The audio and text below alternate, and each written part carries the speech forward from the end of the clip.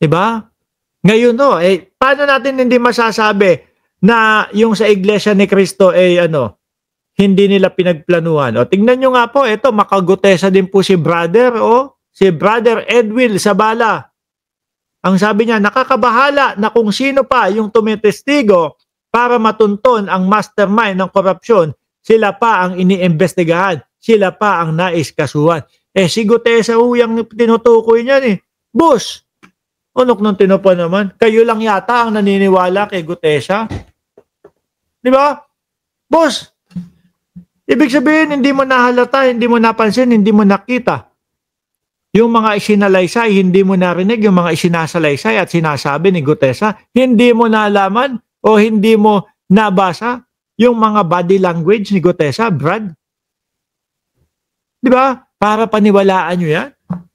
Ang gusto ho yata nila, mga kababayan, lalong-lalo na si Marcoleta, pag isinalang ko itong surprise witness ko, kailangan paniwalaan nyo ng lahat. Hindi pwede yung hindi kayo maniniwala dito sa surprise witness ko. Kailangan paniwalaan yung lahat. Ganun ho yata ang gusto nila. Ayaw nila nung mga natatanong yung kanilang witness. Ayaw nila nang nako-cross-examine yung kanilang witness. Pwede ba yun? Siyempre, tawag dito? Susubukan muna yan. Kung mapagkakatiwalaan at pawang katotohanan ang mga sasabihin niyan.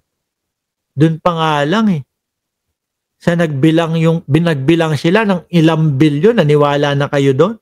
Nagbilang po kami ng ilang bilyon. 48 million kada isang maleta, tapos yung maleta 46.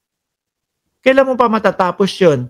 Tapos walang money counter o walang yung pangbilang ng pera? Kailan mo pa matatapos yun? Hindi po ba? Kailangan, syempre, tanungin din yan si Gutesa. No? Huwag kayong para bang sisiga-siga na, pagka nilabas namin si Gutesa, kailangan paniwalaan nyo na, ha? Hindi pwede yun. Iimbestiga na alamin kung ito bang nilabas nila, katiwa-tiwala at magsasabi ng katotohanan at hindi pawang maninira lang ho, mga bossing. Di ba? Hindi lang ho maninira, mga kababayan. Grabe naman sila. Para naman sila ang diktador nun. Di ba? Pagka naglapag kami ng witness dyan, paniwalaan nyo agad. Nababahala daw ho sila. No? Kasi lalo na ngayon, yung pinaka-lawyer ho na sinasabi na napekean ng pang-stamp, ayun, lumabas ho. At ang sinasabi, dadaanin sa legal lahat, mga bossing. Dadaanin sa legal lahat, no, para mapapanagot yung nameke nung kanilang notaryo, mga bossing. Nako po, ang dami nilang kakaharapin. Notaryo pa lang, boss, peke na daw at talagang inilalaban nung abogado na yon na peke daw yung mga notaryo na dala ni Gutesa. No, di po ba? Ngayon mga kababayan, sabi dito, mga bossing, yung mga ganyan daw pong mga pagrarally, ang sabi ho, mga kababayan, is ang sabi ho, mga bossing, mukhang funded daw po ng ibang bansa. No? Tinatanong pa ba yan?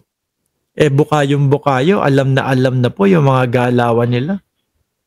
Sabi ni Beth B155, yung mga testigo puro sinungaling. They were under oath. They should face the consequence when you lied. Please don't be to even defend them. Sabi ni Beth B1555. Di ba? Stage name ko. Yan, sabi. Aba, may stage name pa kayo dyan, ha? Hindi, dalawa sila ni Marcoleta naniniwala kay Gutesa. Ngayon, mga bossing, yung mga kaguluhan, yung mga parali-rali na daw na yan, ang sinasabi, tinitignan, iniimbestigahan, sinecheck, no? Kung lumalawak na po ba yung pagpopondo ng mga ibang bansa para pasukin ang bayan natin. Ayan, AFP at PNP pinaigting monitoring sa posibleng foreign-funded protest. Oh, sino sa tingin ninyo ang magpopondo kung merong mampondo diyan ho? Tingin ko ako, China. No? Tingin ko China. Bakit to? Lumabas na isang beses yan eh. Si Katrina Ponce Enrile ho ang nagsabi, mga kababayan, na ang sinasabi niya, merong pinopondohan ng China na mga kababayan natin para sirain ang gobyerno natin. Oho, bakit? Anong style yon? Para kapag lumaban na ang China at pagka ready na sila, mahina na po ang gobyerno natin. Biruin mo, mga kapwa natin Pilipino, yung sumisira, naninira sa gobyerno ng Pilipinas. Di ba? So, ang mangyayari, yung pwersa natin, parehas nag-uubusan ho ng lakas. Hindi ho si Roque ha. Huwag niyong isisingit dito si Roque. Hindi po ibig sabihin ko si Roque dito. Wala pong kinalaman si Harry Roque dito. Porkit nakarinig kayo ng nag-uubusan ng lakas, si Harry Roque agad ang sinasabi ninyo. Di po ba? Paglalabanin, pag-aawayin, di ba? Yung mga Pilipino, para pagsugod nila, mahina na ang Pilipinas. Sabi ni Ma'am Beth, I like your new hours, Mark. I can start watching you, your live. Kasi kailangan natin dahil nga po doon sa gym, kailangan asikasuhin . Basa. Ipinagkatiwala ng Malacanang sa pamunuan ng Armed Forces of the Philippines o AFP ang mahigpit na koordinasyon sa Philippine National Police, PNP, kaugnay sa ulat na posibleng may pondo mula sa ibang bansa ang ilang kamakailang protesta laban sa pamahalaan. Ako naniniwala ho ako dyan. Di ba?